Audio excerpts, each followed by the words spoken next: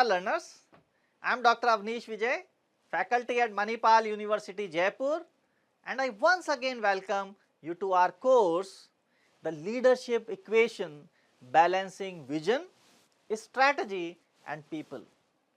In our previous discussions, we delved into two powerful leadership styles, that is charismatic leadership driven by a leader's personal magnetism and ability to inspire immediate action, and second one was like transformational leadership, which focuses on empowering teams and driving sustainable organizational change.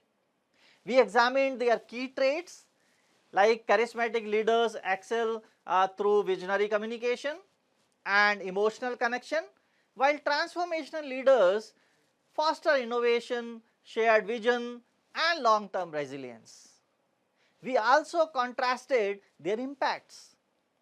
Charismatic leadership can create high energy but leader dependent cultures, whereas transformational leadership builds autonomy and continuous improvement.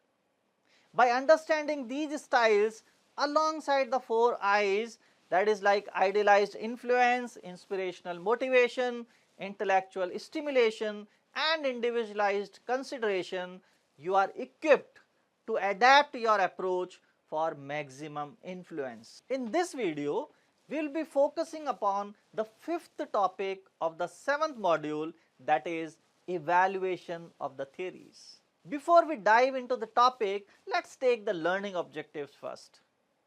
At the end of this topic, you will be able to evaluate leadership theories, identify strength and limitations of trait, behavioral, situation, contingency and transformational theories.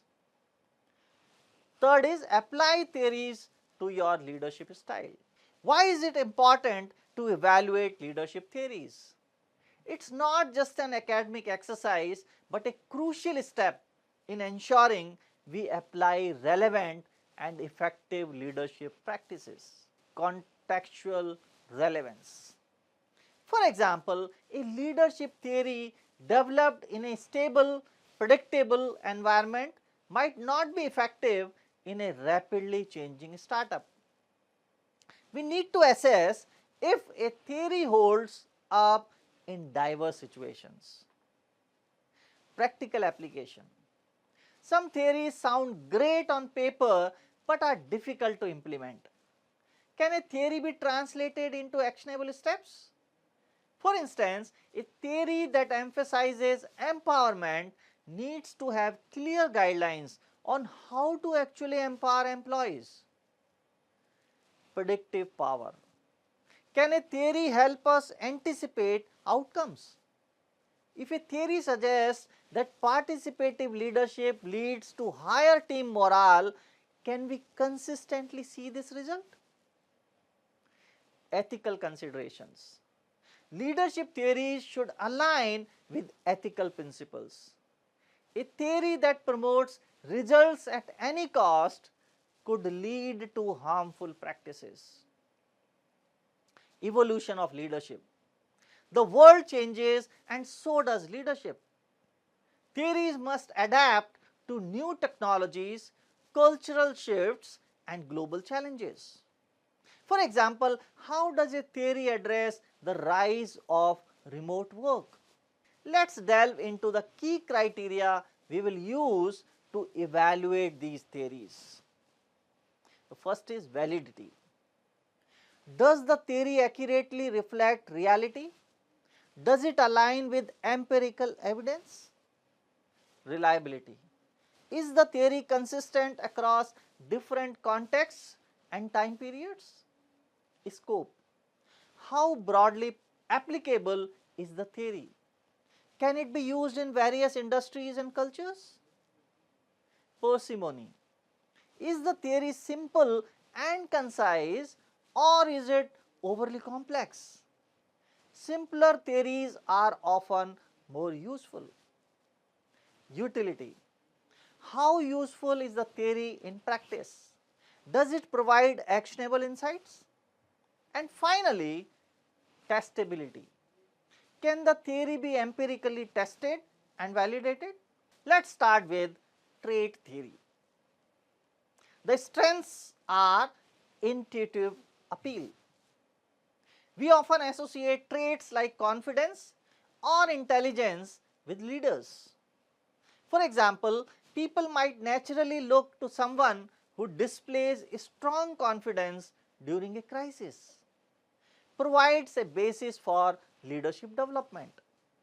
Individuals can work on developing certain traits. The limitations are lack of universal traits.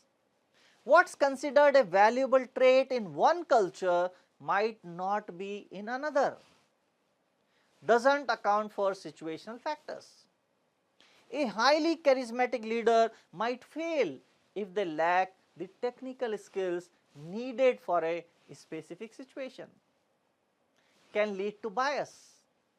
Focusing solely on traits can lead to overlooking qualified individuals who don't fit a stereotypical leader profile. Behavioral theories shift our focus to what leaders do. Strengths. Focus on observable behaviors.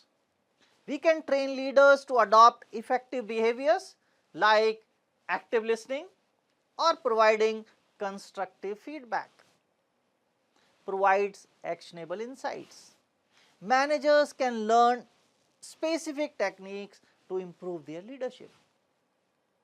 The limitations are doesn't account for individual differences. Not everyone responds the same way to the same behaviors. Situational factors. A directive leadership style might be effective in a crisis but not in a creative team. Culturally bound. Direct communication is valued in some cultures and considered rude in other cultures. Next is situational leadership emphasizes that context matters. Strengths are recognizes the importance of context. A leader adapts their style based on the team's readiness. Offers flexibility. Leaders can switch between directing, coaching, supporting and delegating. Limitations can be complex. Accurately assessing a team's readiness requires skill. Requires accurate assessment. If a leader misjudges the situation, they could use the wrong style. Can be seen as subjective. One leader's assessment of a situation may be different than another. Example, a new employee will need heavy directing while a seasoned employee can be delegated tasks.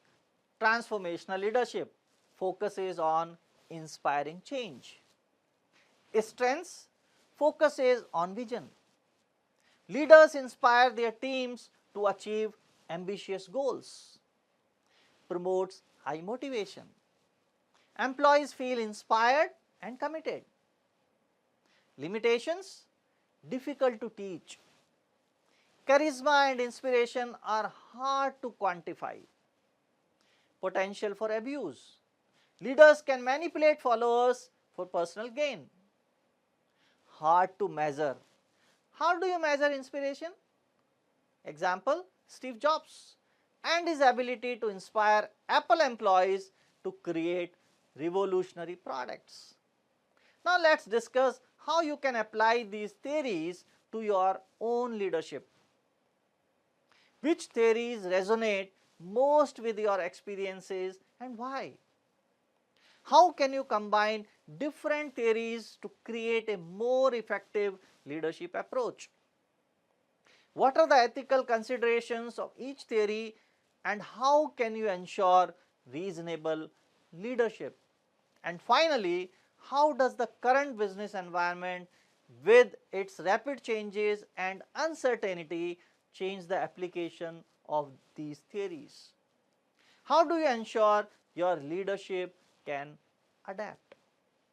As we come to the end of the session, let's wind up what we learned in the session.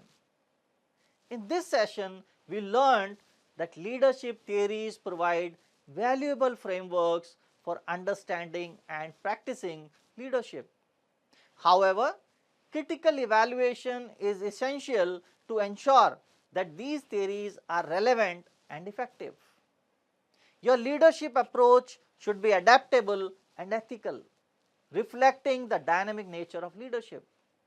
And always remember, the leadership equation requires constant rebalancing as vision, strategy and people must be continuously aligned. That's all for now.